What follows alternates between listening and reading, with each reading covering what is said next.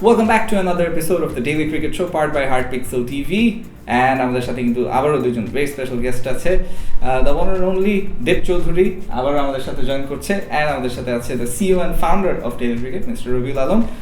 So আমরা অবশ্য ইন্ডিয়ার সিরিজটা যেহেতু সামনে আছে এবং বাংলাদেশ চলে গেছে, ইন্ডিয়া অলরেডি সবাই প্রিভিউ দেওয়া শুরু করে দিয়েছে অ্যাবাউট দিল্লি এবং দিল্লির আবহাওয়া, দিল্লির বাতাস, পলিউশন, এয়ার পলিউশন, এটা নিয়ে তো আমরা কথা বলবো। প্লাস পুরো সিরিজটায় প্রত্যেকটা ম্যাচ যে আমরা খেলবো, এর মধ্যে টেস্ট আছে, এর মধ্যে T20 আছে, ফর সাম রিজন ওডিআই নেই।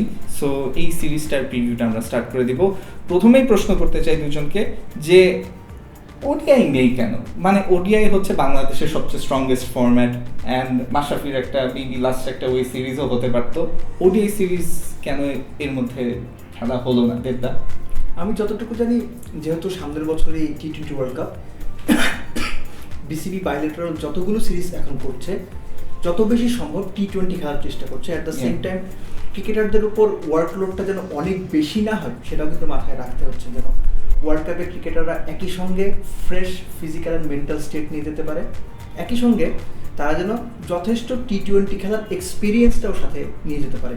সো এই দুই কারণে বিসিবি যতটুকু সম্ভব T20-র উপরে ফোকাসটা বেশি করার চেষ্টা করেছে, একই সঙ্গে টেস্ট ক্রিকেট, যেহেতু টেস্ট চ্যাম্পিয়নশিপ ইন্ডিয়া সিরিজ দিয়ে শুরু হচ্ছে। সো আলটিমেটলি যে কারণে ওয়ানডেটা এই একটা বছরে বাংলাদেশ তুলনামূলক কম খেলবে। রাইট, আমারও ধারণা ছিল যে সেটাই হবে, যেহেতু সামনে T20 ওয়ার্ল্ড কাপ আছে এবং T20-তে আমরা খুব একটা ভালো অবস্থানেও নেই, প্রায় কত 12 নম্বর বোধহয় সম্ভবত, 10 বা 12 নম্বর পজিশনে, 10 নম্বরও নেই আর কি। তো অবশ্যই এটা আমি মনে করি একটা ভালো দিক হবে, যেহেতু কত অক্টোবরে হবে সম্ভবত, তাই না? তো লেস দেন ইয়ার। তো এই সুযোগে আমরা যতগুলি T20 ম্যাচ আমরা একটু খেলতে পারি, আমার মনে হয় জিনিসটা ইটস এ গুড আইডিয়া। এক বছরের T20 ওয়ার্ল্ড কাপ আরো good idea that will starting the India tour with T20 rather than test match. All right.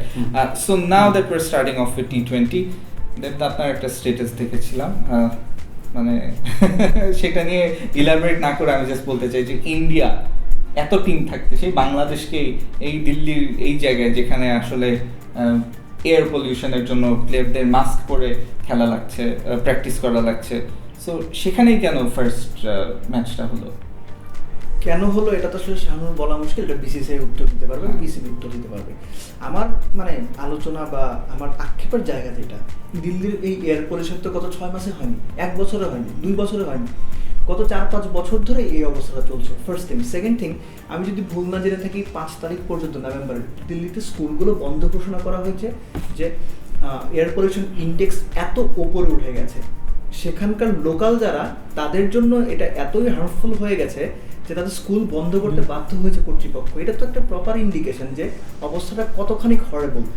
এখন বাংলাদেশ ক্রিকেট বোর্ডের সঙ্গে কথা না বলে, এটাকে বলা হয় MOU, যখন তারা চুক্তিটা সাইন করে কোন কোন ভেন্যুতে খেলা হবে, খেলার টাইমিংটা কেমন হতে পারে, তারপর আপনার ট্রাভেলের সময় কতটুকু ডিস্টেন্স হবে, ট্রাভেলটা কি কোন এয়ারলাইন হবে, অর্থাৎ একটা টোটাল এন্টায়ার সিরিজের যাবতীয় যা কিছু আছে, তখন কি বাংলাদেশ ক্রিকেট বোর্ড থেকে কেউ কি বলেছিলেন যে এই যে দিল্লির আবহাওয়া এখানে খেলা যাবে না? নাকি এটা বলার সাহসই পায়নি বিসিসিআইকে? আমি জানি না, যদি তার সাহস নাও পেয়ে থাকে অবাক হওয়ার কিছু নেই। কারণ হচ্ছে কি, বিসিসিআই এমনই এক পাওয়ারফুল ক্রিকেট বোর্ড, বাংলাদেশ না শুধু, এন্টায়ার ক্রিকেটিং ওয়ার্ল্ডটাই তারা কন্ট্রোল করে। এখন ব্যাপারটা এমন দাঁড়িয়ে গেছে যে অস্ট্রেলিয়া, ইংল্যান্ডও বিসিসিআইয়ের ওপরে খুব বেশি কিছু বলার সাহস রাখে না, কিংবা বলতে চায় না বা বলতে পারে না। ফিনান্সিয়াল ব্যাপারটা তো এখানে অফকোর্স সবার আগে আসে। তো আমার মনে হয় যখন এই দিল্লির ব্যাপারটা আসলো, তখন হয়তো বাংলাদেশ ক্রিকেট বোর্ড হয়তো কেউ বিবেচনা করেছেন, বলতে সাহস পাননি, অথবা হয়তো বা কেউ বলেছেন, সেটা আসলে ধোপে টেকেনি। ইন্ডিয়ানরা অর্থাৎ বিসিসিআই যেটা চেয়েছে সেটাই হয়েছে আলটিমেটলি। এবং রোহিত শর্মা সেদিন বলছিলেন যে প্রবলেম তো হওয়ার কথা না। অবশ্যই প্রবলেম হওয়ার কথা না, কারণ আপনি তো সেখানে থেকে অভ্যস্ত, আমি তো সেখানে থেকে অভ্যস্ত না, আমাদের দেশের ক্রিকেটারও সেখানে খেলে অভ্যস্ত না, তো তাদের তো সমস্যা হবেই। এবং আলটিমেটলি এখানে অভ্যস্ততার চাইতে বড় ব্যাপার হচ্ছে যে লজিক্যালি এইরকম একটা ভেন্যুতে, এইরকম একটা এয়ার পলিউটেড ভেন্যুতে ইন্টারন্যাশনাল ক্রিকেট ম্যাচ হতে পারে কিনা, আইসিসির এখানে করণীয় কি? আইসিসি এই ম্যাচটা যদি জিম্বাবুয়েতে হতো, আইসিসি কি এটা অ্যালাউ করতো? বাংলাদেশেও যদি হতো এরকম একটা সিচুয়েশনে, তাহলে তো আপনি চিন্তা করেন, তাহলে হতো না আর কি। সো ব্যাপারটা খুবই সিম্পল, যে বাংলাদেশের মতো দেশগুলোর ক্ষেত্রে যে সমস্যাটা হয়, যখন ইন্ডিয়ার এগেনস্টে খেলা হয় কিংবা ইন্ডিয়াতে গিয়ে খেলতে হয়, তখন আসলে বলার খুব বেশি কিছু থাকে না, এবং আলটিমেটলি আমাদের বার্গেইন করার দক্ষতা কিংবা সামর্থ্য কতটুকু, এটা নিয়ে আমার সিরিয়াস রকমের প্রশ্ন আছে। এটা নিয়ে তো প্রশ্ন জাগতেই পারে যে যেই বিসিসিআই বা যে জাগমোহন ডালমি এক সময় বাংলাদেশকে হেল্প করেছিল টেস্ট স্ট্যাটাস পাওয়াতে, সো ইন্ডিয়ার পক্ষে আমরা যদি বলি যে BCCI being the richest cricket board in the world এবং সবচেয়ে পাওয়ারফুল ক্রিকেট বোর্ডও যদি হয়, সেই দিক থেকে আসলে ইন্ডিয়ার কাছ থেকে আমরা মাত্র 2টা সিরিজ এখন পর্যন্ত খেলবো, এই মিলে 2টা সিরিজ হবে। সো আমরা এটাই প্রথমবার পূর্ণাঙ্গ সিরিজ, তাও ওয়ানডে নেই, শুধুমাত্র টেস্ট খেলতে গিয়েছি। এক্স্যাক্টলি, সো আফটার 20 ইয়ার্স মাত্র বন্ধু প্রতিবেশী, এটা তো শুধু মানে আমি দেখি কাগজে কলমে, অন্য সব সেক্টর আমি একদম ছেড়ে দিচ্ছি, আলোচনাতে যাচ্ছিই না। শুধুমাত্র ক্রিকেটিং সেক্টরে যদি দেখি, সেখানেও তো আসলে কি মানে বন্ধুর কাছ থেকে বন্ধুত্বের বার্তাটা আমরা পেয়েছি। আমি কোনো ষড়যন্ত্র তত্ত্বে যাচ্ছি না, কিন্তু এখানে যদি গিভ অ্যান্ড টেকের ব্যাপারটা আসে, আমার তো মনে হয় যে আসলে আমাদের পাওয়ার ব্যাপারটা খুবই, এখানে তো আসলে আমাদের বিসিবি, আমাদের ক্রিকেট বোর্ডেরও কিছু বার্গেনিং অ্যাবিলিটি থাকতে আমি সেটাই তো আগে বললাম যে এখানে শুধুমাত্র ওই যে আপনি যেটা বললেন যে ওই শিডিউলিং এর ব্যাপারে, আসলে ওই সময় আমাদের ফোরসাইট ছিল কিনা সেটাও কিন্তু একটা প্রশ্ন, যে কেউ ভেবেছে কি না যে এখানে দিল্লিতে খেলা হলে এরকম একটা সিচুয়েশন তৈরি হতে পারে, that remains also a question to be মানে সিন। আর যেটা সিরিজ আমরা পাইনি, এখন এটা সিরিজটা নিতে হবে বার্গেন করে, সিরিজটা বার্গেন করে বলতে হবে আমাকে খেলতে যেতে দাও। আমরা হয়তো জানি না, দেব ভাই আরও ভালো বলতে পারবে, আমরা হয়তো পেপার পত্রিকা পড়ে যেগুলো জানি যে বিসিবি নাকি তারা বারবার বলে যে আমাদের এখান থেকে এসে খেলে যাও, তাহলে আমাদের ফাইন্যান্সিয়াল গেইন বেশি হবে rather than our team going to India. But that also being said, there has to be a right balance. It cannot be like 5% and 95%. There has to be, okay fine, 70-30% হতে পারে, সেটা হলে একটা কথা ছিল। But এতদিন যখন যাইনি, গিয়েছি ভেরি শর্ট একটা টেস্ট খেলার জন্য একবার গিয়েছিলাম, এখন যখন যাচ্ছি let's hope that we make count. আসলে এখানে আমি একটু ইন্টারাপ্ট করি, সেটা হচ্ছে লাস্ট 3.5 years ওয়ার্ল্ড ক্রিকেটে আপনার ভারত পাকিস্তান ম্যাচ বাদ দিলে, আমি শর্টার ফরম্যাটে বলছি, মোস্ট ভিউড ম্যাচ হচ্ছে বাংলাদেশ এবং ইন্ডিয়ার ম্যাচ। তো সেটা যদি হয়ে থাকে, ফিনান্সিয়ালও তো এটা ভায়াবল। বাংলাদেশ যখন অস্ট্রেলিয়াতে খেলতে যায়, তখন বাংলাদেশের খেলা দেওয়া হয় তো হোবার্টে কিংবা আপনার অন্য কোনো জায়গা মেলবোর্ন কিংবা সিডনিতে না, কারণ ওটার কস্টিং মেটে না, দর্শক আসে না, এটা আমি মেনে নিতে রাজি আছি। কিন্তু বাংলাদেশ যখন ভারতে যাবে, তখন সেখানে দর্শক আনবে না, এটা তো আমি মানতে রাজি না। ইতিহাস তো সেটা বলে না, প্রিভিয়াস ম্যাচগুলো তো সেই সাক্ষী দেয় না।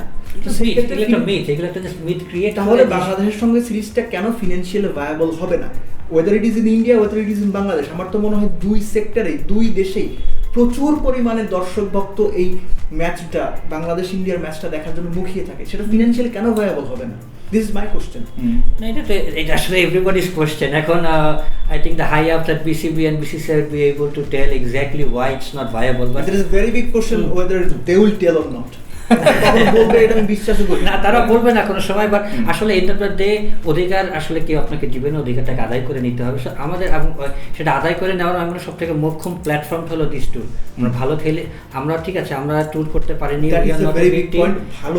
আমরা ভালো খেলে এই সিরিজটা যদি আমরা ইন্ডিয়ার মাটি থেকে কিছু অর্জন করে নিয়ে আসতে পারি, তারপরে ইন্ডিয়া আমাদেরকে এমনিই ডাকবে। অলরাইট, স্পিকিং অফ ভালো খেলা এবং অর্জন করা, no Shakib Al Hasan, no Tamim Iqbal, no Saifuddin, এই টিমটার কাছ থেকে এক্সপেকটেশনটা আসলে কতটুকু কমে গেল এবং আদৌ কি কোনো ম্যাচ জেতা সম্ভব হবে কিনা আপনাদের কি মনে হয়?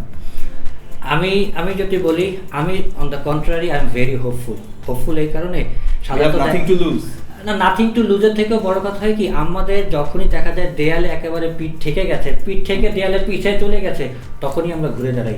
আমি যদি একটা এক্সাম্পল দিই, ICL 2008-এর কথা, টিমের half of the team is গন, কি একটা বিশাল একটা অনেক কাহিনী হলো। Right after that New Zealand came in, এরকম কথা শোনা যাচ্ছিল যে নিউজিল্যান্ড হয়তো বা ট্যুরটাই ক্যান্সেল করে দিবে, যে বাংলাদেশ টিম এমনিতেই হারে, তারপরে এই টিমের সাথে কীভাবে খেলবো। I think we want the first match at Dhaka stadium. Nobody expected us to win that match. ওই সিরিজ পরে আমরা পরের দুইটা ম্যাচে হেরে যাই, বাট দ্যাট ওয়াজ আমাদের যখন হারাবার কিছু থাকে না, তখন দেখা যায় আমরা ঘুরে দাঁড়াই। এবং এরকম একটা অবস্থানে আমরা এর আগেও সাকিব এবং তামিমকে ছাড়া সিরিজে খেলেছি, বাট এবারে কনটেক্সটটা ডিফারেন্ট, এবারে সিচুয়েশনটা ডিফারেন্ট, এবার everything that happen with the strike and the Shakib ban and everything, আমার মনে হয় দেয়ার ইজ প্লেয়ারদেরও, if this doesn't charge up the players, I don't know what will. Okay, তারপরে ইন্ডিয়ার মাটিতে খেলা হচ্ছে, that itself is charge the issue. এটা অটোমেটিক প্লেয়াররা ভালো খেলার জন্য মুখিয়ে থাকবে। সব কিছু মিলিয়ে আমি মনে করি, আমি তো আসলে খুবই আশাবাদী কালকের ম্যাচ নিয়ে, এবং আরও বেশি ইম্পর্টেন্ট এই কারণে হোল ট্যুরটা কেমন যাবে কালকের ম্যাচটাই বলে দিবে। ওকে, দেবদা আপনার কি মনে হয়? Not so positive. আপনি প্রত্যেকটা প্লেয়ারকে বলে দেন এখানে ভালো খেললে IPL ডাকবে। I am just kidding. হ্যাঁ। রিয়েলিটিটা হচ্ছে কি, আমি ভাইয়ের সঙ্গে একমত। আপনার টিমে কে আছে কে নেই এই জিনিসটা চিন্তা করে আপনি যদি মাঠে নামতে যান, it will be blunder, simply blunder. এবং এখানে আরেকটা ব্যাপার খুব ইম্পর্টেন্ট, সেটা হচ্ছে বাংলাদেশ যদি 3টা টি-20 হারে, 2টা টেস্টই ইনিংস ব্যবধানে হারে, তাতে কি হবে? প্লেয়ারদেরকে কেউ মেরে ফেলবে? বাংলাদেশ ক্রিকেট শেষ হয়ে যাবে? সেটা তো না। সো এটা যদি না হয়, you are not playing for your life, so enjoy your game. ব্যাপারটা হচ্ছে আপনার একটা লিমিটেড অ্যাবিলিটি আছে, এটা আপনি জানেন। এই লিমিটেড অ্যাবিলিটিটা আপনি কিভাবে এক্সিকিউট করবেন, that is the biggest question to me. আমি ধরে নিচ্ছি সম্ভাবনা 60-40 টু ইন্ডিয়া। ফার্স্ট আপ আপনার সেই 40% অ্যাবিলিটিটা 50-50-তে নিতে হবে, then you can create a chance to win the match or the matches, anything can happen. কিন্তু ওই 50-50 জায়গাটাই নিতে হলে you have to take the responsibility. Shakib নাই, ফরগেট ইট। তামিম নাই, কিচ্ছু যায় আসে না।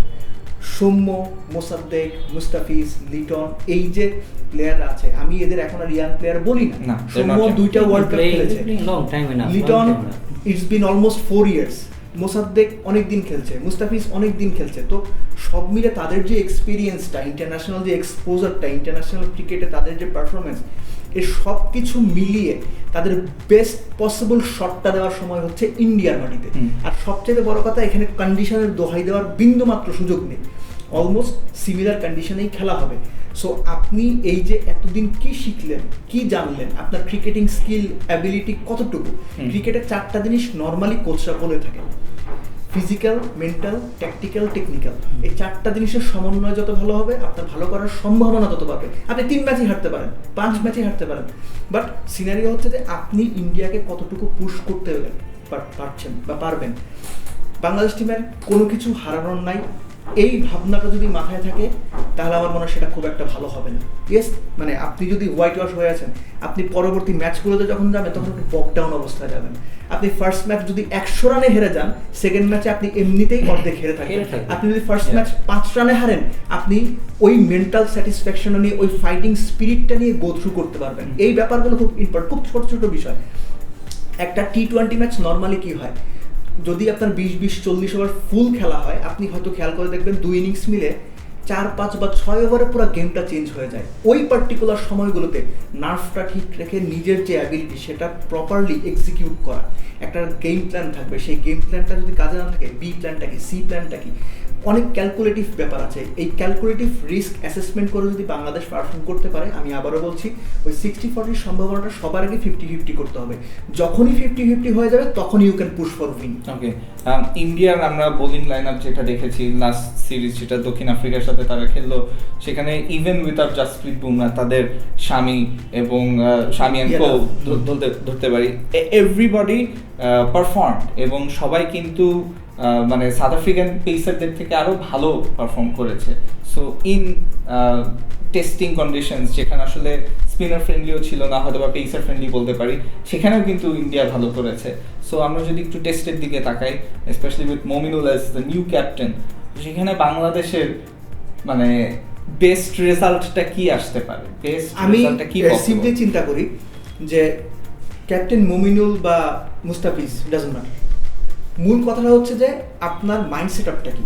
ইন্ডিয়ার মতো টিমের সঙ্গে ইন্ডিয়ার মাটিতে গিয়ে আপনি পজিটিভ মাইন্ড সেট আপ নিয়ে পারবেন না, আপনার অ্যাটাকিং মাইন্ড সেট আপে যেতে হবে। আমি যতটুকু বুঝি, মেবি আই এম ফুললি রং, কিন্তু পজিটিভ মাইন্ড সেট আপ নিয়ে আপনি একটা সার্টেন স্টেজে ইন্ডিয়াকে হয়তো একটু চমকে দিতে পারবেন, কিন্তু ইন্ডিয়াকে প্রেশারে ফেলতে পারবেন না। ইন্ডিয়াকে প্রেশারে ফেলতে হলে আপনার ওই অ্যাটাকিং মেন্টালিটিটা নিয়ে মাঠে নামতে হবে। আপনি খেয়াল করে দেখেন যে ইন্ডিয়ান টিম বা তাদের টপ প্লেয়াররা টি-20 থেকে রেস্টটা নিয়েছে, কিন্তু টেস্ট সিরিজে তাদের বেস্ট পসিবল টিমটাই কিন্তু নামবে।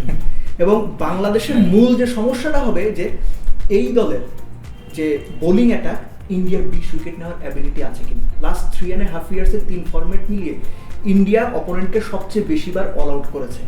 এই ব্যাপারটা আপনার মাথায় রাখতে হবে। ইন্ডিয়া লিটারালি খেলে আপনার 5 জন স্পেশালিস্ট ব্যাটসম্যান নিয়ে, 2 জন সেমি অলরাউন্ডার, অলরাউন্ডার আমি বলতে চাচ্ছি না, সেমি অলরাউন্ডার নিয়ে খেলে। অর্থাৎ তাদের মাইন্ড সেট আপটা এরকম যে তাদের 2 জন ব্যাটসম্যান যে ইনিংসে খেলে দেবে, ওই ইনিংসে তারা রান করবে 400+। একজন যদি আরেকটা বলে গেলে সে 500, এবং এটাই আমরা দেখে আসছি। কিন্তু বাংলাদেশের স্ট্র্যাটেজিটা কি, আমরা এই টিমটাকে দেখেছি 8জন ব্যাটসম্যান নিয়েও খেলতে। 9 জন।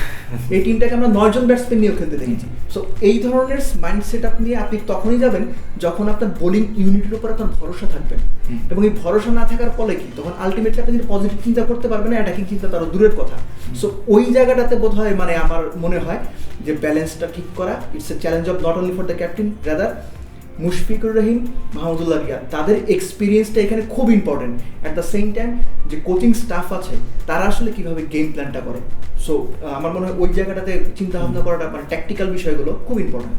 রাইট। আর রবিউল ভাই, মমিনুলের ক্যাপ্টেন্সিটা নিয়ে আমরা যদি একটু বলি, যেটা একটা বড় শখ ছিল যে মমিনুলকে ক্যাপ্টেন্সি দেওয়া হচ্ছে, when you have the likes of Mahmudullah Riyad যিনি টি-20-তে ক্যাপ্টেন্সি করছেন, সো এই বিষয়টা আমরা কিভাবে দেখছি? I don't think it's a bad move. I think it's a very bold move, but sometimes bold moves pays off. এখন দেখার অপেক্ষায় রাখে সে কীরকম করে, কারণ মাহমুদুল্লাহকে already they have given the captaincy in টি-20 ফরম্যাট। সো ইন জাতীয় দলে কিন্তু এক প্রকার বলতে গেলে he is untested in a way. সে আমরা দেখেছি বিপিএলে সে ভালো ক্যাপ্টেন্সি করেছে মাহমুদুল্লাহ, আর মমিনুল তো অলমোস্ট ভেরি আনটেস্টেড।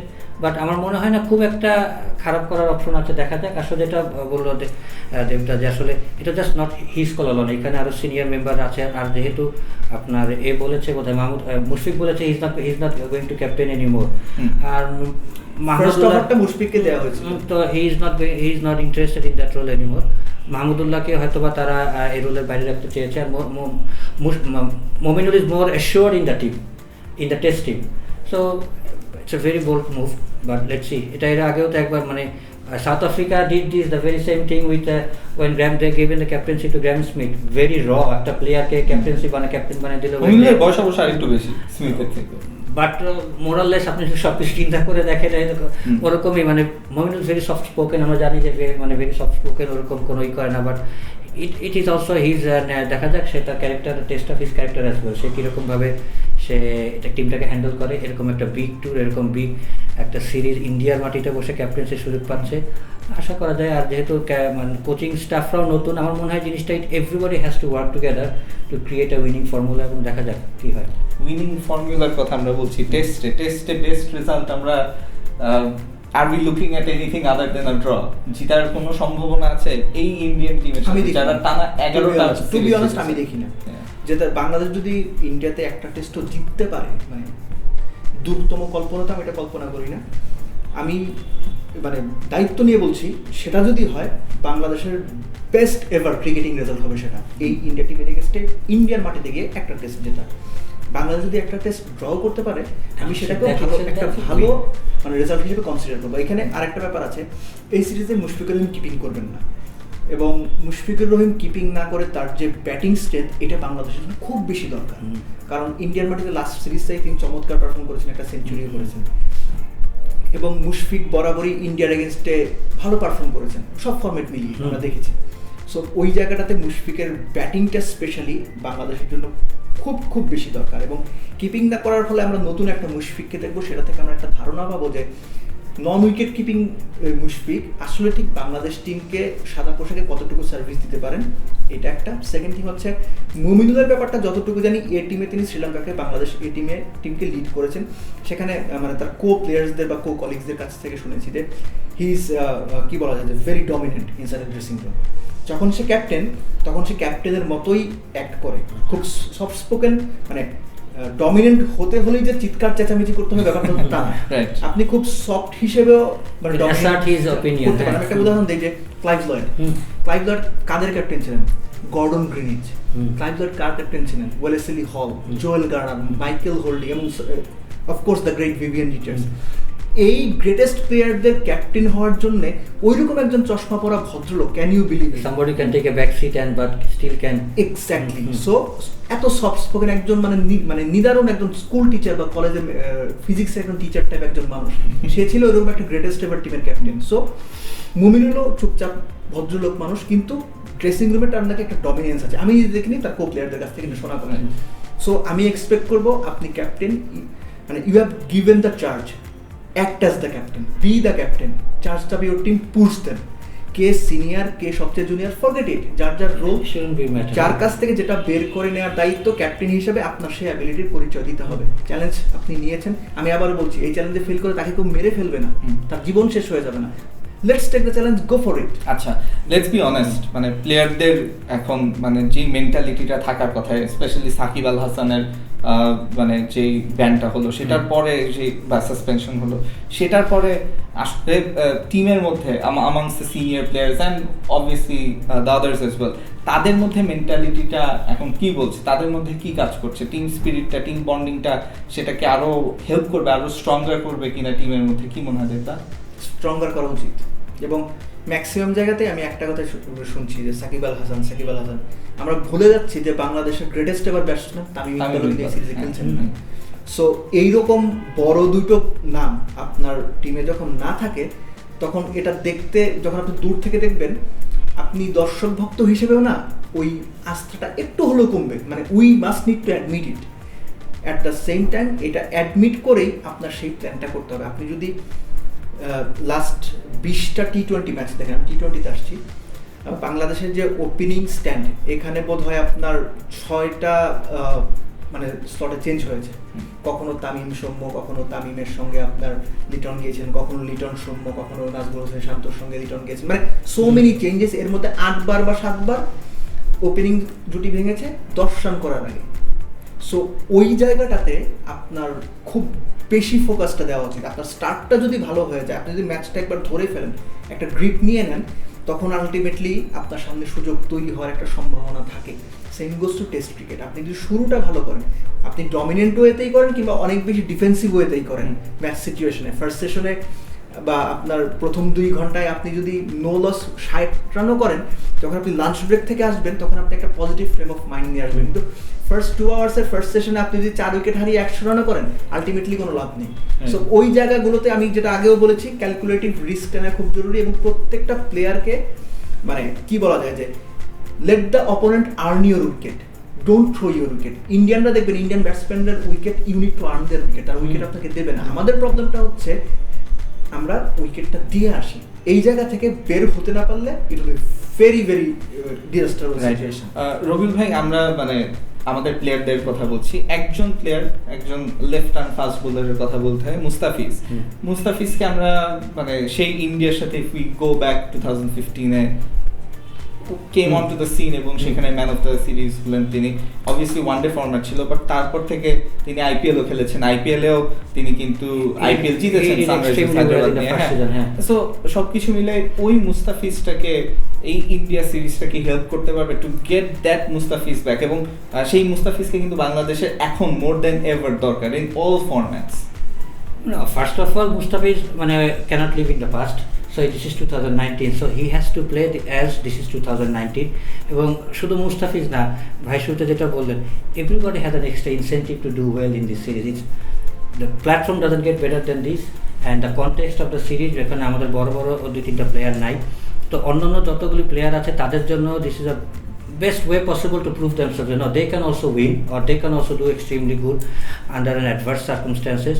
তো এখানে মুস্তাফিজ একার বলে কথা না, আমি তো আশা করবো এবং বাংলাদেশের প্রত্যেকটা দর্শকই আশা করে যে মুস্তাফিজের হাতে যখন বল দেয়, something is going to happen, specially in টি-20। So if is fit to play, why না, মানে আমি তো দেখি না কেন সে ভালো করতে পারবে না, বা আমাদের he has to lead the charge in bowling attack. So অবশ্যই আশা করবো তার কাছ থেকে ভালো কিছু, not only in this T20 series. I think he's also playing in the test, given his fitness form and everything. So আমি শুরুতে যেটা বললাম যে এই টি-20 সিরিজটা কীরকম করবে এবং কালকের ম্যাচটা কীরকম করবো আমরা, that will actually going to define the entire tour. কালকে যদি আমি আশাবাদী, আমি একটু বেশি আশাবাদ করে ফেলি যে আমি বলবো যে আমরা জিততে চাই। যদি কালকে জিততে পারি বা যদি নাও জিততে পারি, খুব ক্লোজ কন্টেস্ট ম্যাচে যদি হারি, তাহলে কিন্তু will continue this charged up effect in the next match. যদি টি-20 সিরিজে ভালো খেলি, তাহলে আমাদের টেস্ট ম্যাচ একটা ভালো করার সম্ভাবনা থাকবে। আলটিমেট লক্ষ্যটা তো টেস্ট ম্যাচগুলোতে ভালো করা। যদি একটা ড্র করে যদি ইন্ডিয়া থেকে নিয়ে আসতে পারি, if we get certain points, that is itself is massive. So আমি এটা যদি অ্যাড করতে চাই, সেটা হচ্ছে লাস্ট ফিউ ইয়ার্স আপনার ডেথ ওভারে বা লোয়ার ডাউন দ্য অর্ডারে সাইফুদ্দিন প্লে ব্রিলিয়েন্টলি। তো ওই জায়গাটা আপনার ম্যাচ আপ করতে হবে ফার্স্ট। সেকেন্ড থিং হচ্ছে সাকিব আল হাসান নেই, ওই জায়গাটা আপনার ম্যাচ আপ করতে হবে। আমি তামিমের কথা বাদই দিচ্ছি। এই ক্ষেত্রে আপনার বেস্ট 11 সিলেকশনটাও খুবই ট্রিকি। আপনি এটা চিন্তা করবেন যে আপনি ইন্ডিয়াকে 10 উইকেট নেবেন, সেই ক্ষেত্রে কিন্তু আপনার 5টা স্পেশালিস্ট বোলার নিয়ে নিতেই হবে। মানে আর আপনার যে বাকি 6 জন ব্যাটসম্যান তাদের উপরই আপনার ভরসাটা রাখতে হবে যে আপনি যদি প্রথমে ব্যাট করেন, they will take it to approximately 160, 70 or maybe if it is possible 180. তারপর let the bowlers defend the total. এখন শুরুতে যদি আপনি চিন্তা করেন যে না, আমি একটা মাঝারি মানের মাইন্ডসেট আপ নিয়ে যাব, আমি 4টা বোলার নিচ্ছি, 2টো অলরাউন্ডার নিচ্ছি, এরকম করে চিন্তা করে আমি যদি ওই মাইন্ডসেট আপে যাই, ইন্ডিয়ার সঙ্গে সেটা করে আসলে পার পাওয়ার সম্ভাবনা খুব কম। রাইট। আরেকটা বোলারের উপর আমি ভরসা রাখতে চাই, দ্যাট ইজ আলামিন হোসেন। ওকে। কারণ গত 3-4 বছরে তিনি টিমে ছিলেন না, এবং তিনি হচ্ছেন বাংলাদেশের এই মুহূর্তে বা গত 3-4 বছরে দ্য ফিটেস্ট পেস বোলার, এবং যতদিনই জাতীয় দলে খেলেছেন ইনজুরির কারণে তিনি কোনো সিরিজ মিস করেননি, এবং তার টি-20 ট্র্যাক রেকর্ড সবচেয়ে ভালো among the current players. So ওই জায়গা থেকে, এবং তার একটা কামব্যাক সিরিজ, তার নিজেরও কিন্তু একটা নিজেকে প্রুভ করার তাগিদ থাকবে এই ঘটনা 15 এর পরে। এক্স্যাক্টলি। সো যেহেতু তিনি পেস বোলার এবং ইন্ডিয়ান উইকেটগুলো আমি ধারণা করে নিচ্ছি, আমি জানি না কি হবে, ইন্ডিয়া বোধহয় বাংলাদেশকে পেস দিয়েই মানে নাস্তানাবুদ করার চেষ্টা করবে। এবং আলটিমেটলি কি, একটা ছোটবেলায় এটা আমার টিচার বলতো যে তোমার সাথে কারো ঝগড়া লাগছে, তাকে তুমি কিভাবে ভয় দেখাবা, কিভাবে স্যার, ও যেটা দেখে ভয় পায় ওইটা দিয়েই ভয় দেখাও, এবং ও তোমার যেটা দিয়ে ভয় দেখায় তুমি মনে করবে ওইটা ভয় পায়। অর্থাৎ ইন্ডিয়ানরা যদি আপনাকে পেস দিয়ে নাস্তানাবুদ করতে চায়, আপনিও পেসটাই ইউজ করেন, ইউ হ্যাভ দ্যাট রিসোর্স। কারণ শফিউল ইসলাম গত 2টা সিরিজে চমৎকার বল করেছেন, শ্রীলঙ্কাতেও ট্রাইনেশন সিরিজও। সো শফিউলকে আমরা সুইং বোলার হিসেবে ইউজ করতে পারি, Mustafiz he had the accuracy, এবং আলামিন he is more of A spot bowler. So এই ভ্যারিয়েশনটা আমি জানি না মাহমুদুল্লাহ রিয়াদ কিভাবে করবেন, কিন্তু এই স্পেসটাও যদি তিনি ইউজ করতে পারেন, আমার মনে হয় বাংলাদেশের সম্ভাবনা একেবারেই নেগলেন্স করার মতো কোনো সুযোগ আসবে। রাইট। ওকে, আমরা একদম ভিডিওর শেষের দিকে চলে এসেছি। তার আগে জাস্ট ছোট্ট করে দুজনের কাছ থেকে জানতে চাই যে টি-20 সিরিজের প্রেডিকশনটা কি এবং টেস্ট সিরিজের প্রেডিকশন কি রবিউল ভাই? টি-20তে I'll give 2-1 to India. 2-1 to India. Test টি-20 পরে বলি। আমার মনে হয় রবিউল ভাই ঠিকই বলেছেন, আমিও এটাই বলতাম যে 2-1 বাংলাদেশ একটা ম্যাচ ফাইনালি একটা ম্যাচ জিতবো আমরা ইন্ডিয়ার সাথে। হ্যাঁ, যেটা উচিত, এবং টেস্টে একটা ড্র এক্সপেক্ট করছি। অলরাইট। Anyways, আজকের মতো এখানেই শেষ করছি the daily cricket show powered by heart pixel TV. Thank you so much দেবদা, thank you so much Robiul ভাই। Looking forward to this series, এবং অনেক হাইপড আপ একটা সিরিজ হবে। সো বাংলাদেশের কাছ থেকে ভালো পারফরমেন্স আমরা এক্সপেক্ট করতেই পারি। অ্যাজ অলওয়েজ ইউ নো যে এই ধরনের cricketing news and updates for daily cricket news and updates visit dailycricket.com.bd, and yes, for more videos be sure to like, be sure to heart the page, the video. If you're on Facebook, if you're on YouTube, তাহলে do give it a like, comment below what your starting lineup for the next match would be, prediction কি হতে পারে এই সিরিজের, এবং যে কোনো বিষয়ে কমেন্ট অবশ্যই আপনারা চাইলে করতে পারেন। And for more videos be sure to like the page and be sure to subscribe. Till next time, this is Nishan signing off. Ciao. আল্লাহ হাফেজ।